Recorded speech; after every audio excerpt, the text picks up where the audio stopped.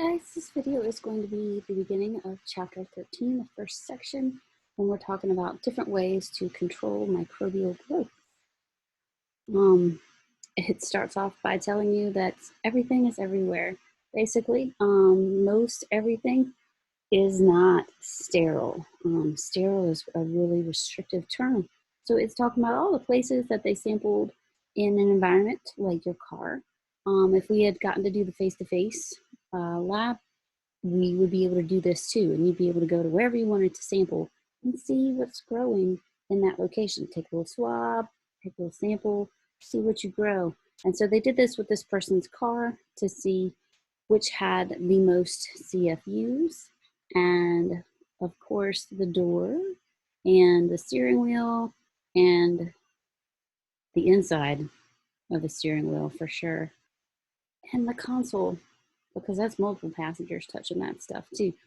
So it's definitely not sterile.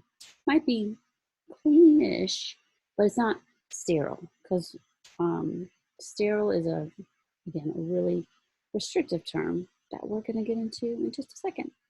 So we want to control stuff. We're always going to start out with a case study. So we've got Roberta, and she's 46. She's a real estate agent, and she underwent a cholecystectomy because she had gallstones, which are painful. And so she had it laparoscopic, sweet, do a duodenoscope, Oh, and she's home, and she's got abdominal pain and high fever now that she got. She got released from the hospital. Now she's got a fever and abdominal pain and burning upon urination and blood in her urine. So she is going to consult with her doctor and figure out what's going on with Roberta. Since she was fine, they discharged her, and now she's sick when she's gone home. We need to talk about PPE, especially it's definitely a good thing to talk about now. But there are different protections. There will be different safety levels. We need to talk about fomites, and those are going to be the things like the vehicle that can transfer the microbes, the steering wheel, the console, the knob on your radio, the push button start. Those things are all fomites, which means they're inanimate, non-living stuff that holds and transmits the pathogenic, whatever, the microbes. So those are fomites. And so we need to clean those as best as possible. And there will be, when we are studying in a lab environment, we want to make sure that all of our potential places for microbes to be growing on are as clean as possible. So we'll talk about the different safety levels. We've got this lovely PPE, whole hazard suit. This is for biosafety level 4, which is the strongest you can get. I mean, look at this person's get up right here. They've got a fully enclosed suit. It's pressurized. If they accidentally nick their suit, we need the air to flow out. So the pathogens in a BSL-4 are easily inhaled, and they're obviously not good because they're pathogens. So we want the pressurized suit to push out instead of sucking whatever it is in the environment into the suit with you. So this is BSL-4. They're going to have a HEPA filter in there. It's going to have its own airflow. The lab has its own airflow. It's a whole deal. So this is a type of PPE. It's the most cumbersome, restrictive that you can get as far as personal protection levels. Here are the different levels, and let's start out at the very beginning. Who established the levels was CDC. CDC and WHO established these levels, and other organizations around the world have something similar to these levels. So we start off at 1, and these are going to be microorganisms that you're dealing with. They're going to be bacteria that are pretty much non-infectious versions of them. So you might deal with these things in the lab that we did. We dealt with B sub, and we dealt with E. coli. And we carried and played around with the non-pathogenic strains, as we learned in previous chapters, that there are certain strains that have toxins that make you sick. But in general, we've got the ones that don't. We have the non-infectious, E. coli, a B sub, and what you need with those: basic PPE, your gloves, your goggles, your lab coat, just like we all wear in our lab. Using our aseptic techniques so we don't contaminate other things with our samples. And then, you know, just like we did when we walk in the door, you wash your hands, you gown up in your PPE, you go to work, and before you leave that lab, you take that off and you wash your hands again. So nothing from in the lab goes outside the lab. This is BSL-1s. And again, these are the non-pathogenic strains of things like E. coli or B sub. When we step up to BSL-2, BSL-2 are going to have some disease-carrying stuff, moderate risk items for BSL-2. So Staph aureus, because we talked about Staph aureus, we've talked about Staph epi. Staph aureus would be considered BSL-2. So what we deal with in our face-to-face lab for our micro class is we are a BSL-2 lab. That is where we're at. So these are, Staph aureus is naturally part of our biome for most of us, but if it's in the wrong place or if we have a bad strain of it, then it can get bad. Like we've talked about, if you have MRSA, that's different. But Staph aureus, other examples are, what's another one? The textbook is giving us mumps. Mumps and measles viruses are also included in BSL-2, as is salmonella. Let's bump up to BSL-3. We are not a BSL-3 lab at Georgia Highlands. I think I was just looking into that because COVID, according to the CDC's recommendations right now, can still only be dealt with and researched, and everyone's trying to come up with a vaccine for it. But right now, according to the CDC guidelines, it can only be in BSL-3 or BSL-4 level labs, and there's only a couple hundred of those across the country, and we are not in that. We're a BSL level 2 lab. So BSL level 3s are going to be even more restrictive.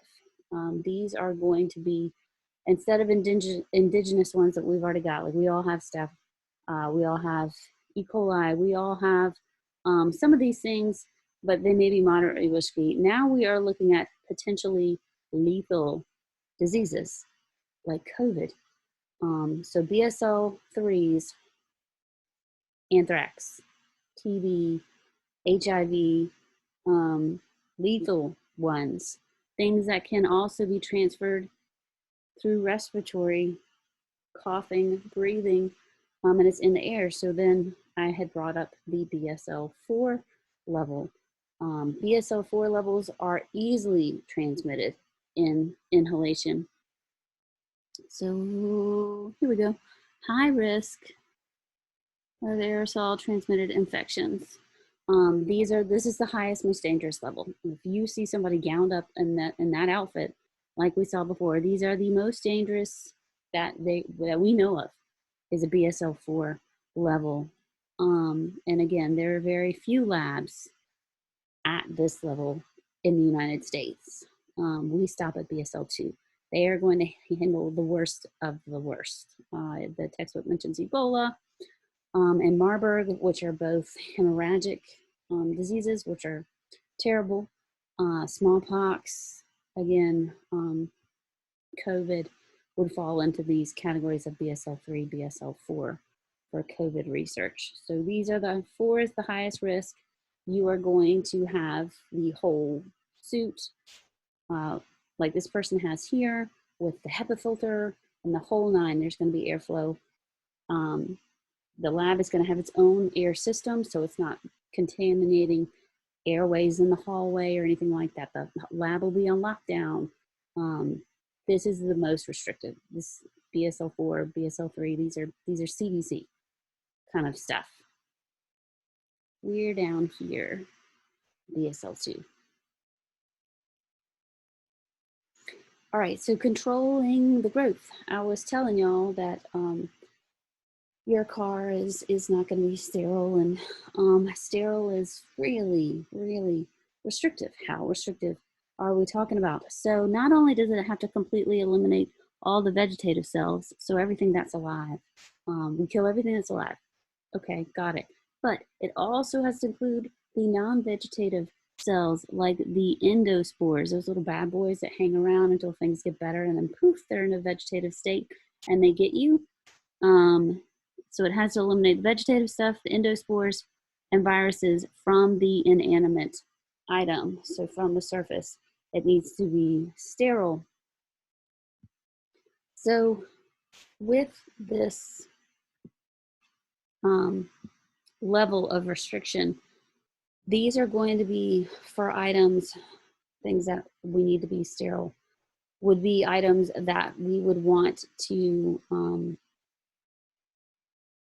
really eliminate everything off of them. Would be like surgical equipment would need to be sterilized. Your dental equipment, things that will penetrate your tissues need to be sterile. Those need to be sterile. When we move on up, so stepping down from sterilization where we've killed off every living thing, in even the endospores, we're going to go to, and how do we do that? We can use heat or chemicals to do that, by the way, to sterilize stuff. And we're going to go into that in the next two sections. I'll talk about being able to do that physically or chemically. How do we sterilize this stuff? You want to use aseptic technique, just like we practiced in the lab when we did our broth to broth transfer. That's aseptic technique, so you're not getting everything covered. We want to make sure it's all contained. We can commercially sterilize stuff with heat, like we mentioned. So the textbook talks about botulism and how you cook your canned food, not you, because what you do is not going to get high enough as the commercial level. The commercial level factories will be able to cook the food at high enough temperatures that they will combat botulism and anything that might be left behind in them. And it's going to assume that even if botulism has left behind endospores, it's going to assume that it's got a crazy number of endospores and try and sterilize at that level, even though probably the level of endospores is a lot lower than what they're sterilizing for. So they're going to overcook the food under the plan that it's got, X number of endospores. Really, it's only got this number of endospores. So that should sterilize everything in there, the vegetative stuff, the endospores, and it should get everything out of there. So the cooked food that are coming in your cans, that is going to be cooked at a much higher level than something if you were making your own baby food, for example. That's not getting to that level of sterilization. If we wanted to sanitize, we're going to make it better, but it's not going to be sterile. If we are sanitizing stuff, we're going to reduce the microbial load. And so it will be at a safe level. Dishwashing of the eating utensils, how public restrooms are clean.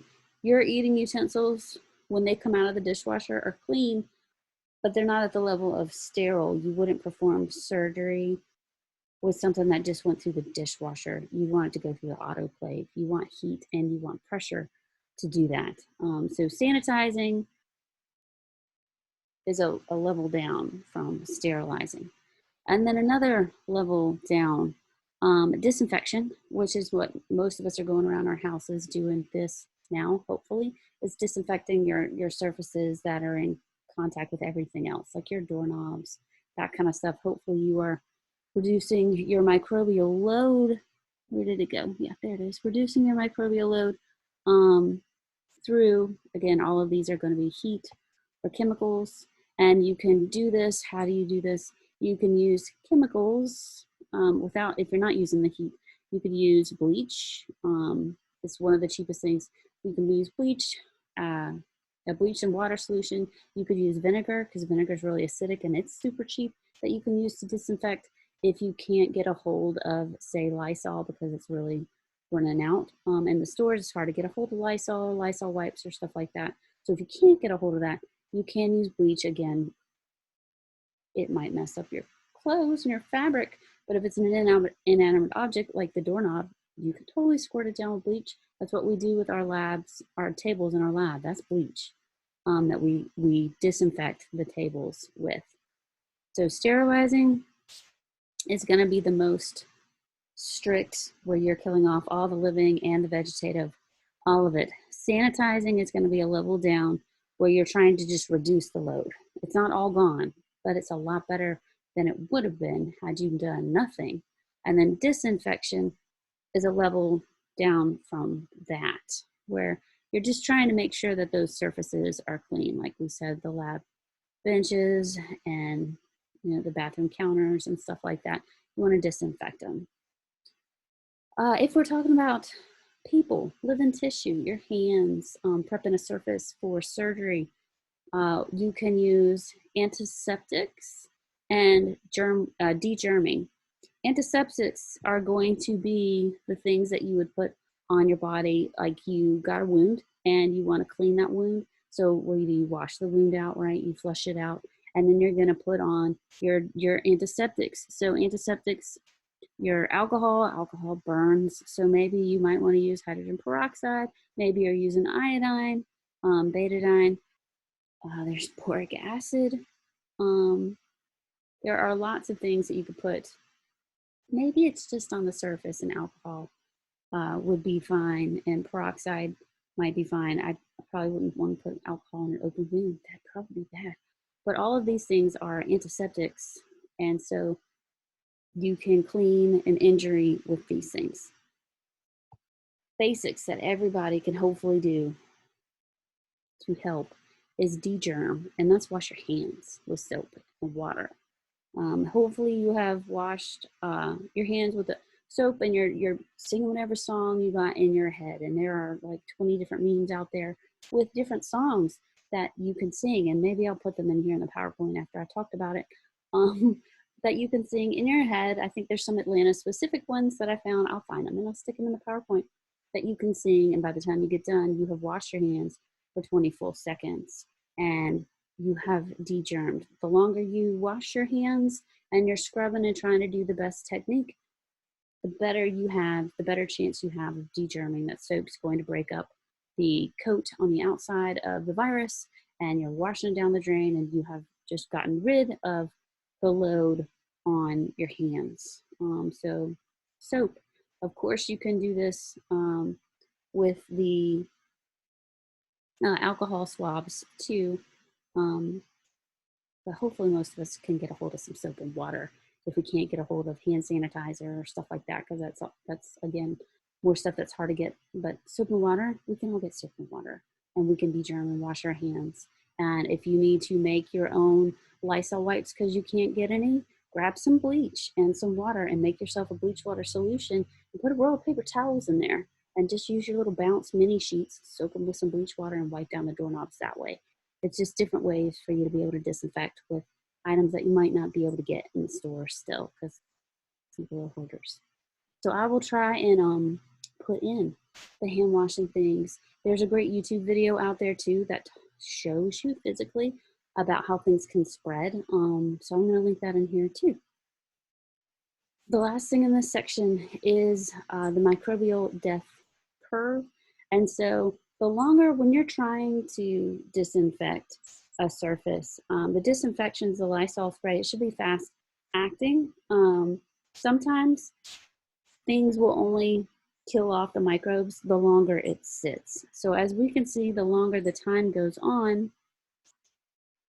the more cells are going down. Their death curve is going down. So we are killing more and more cells the longer the time goes on for this guy. So this is the microbial death curve.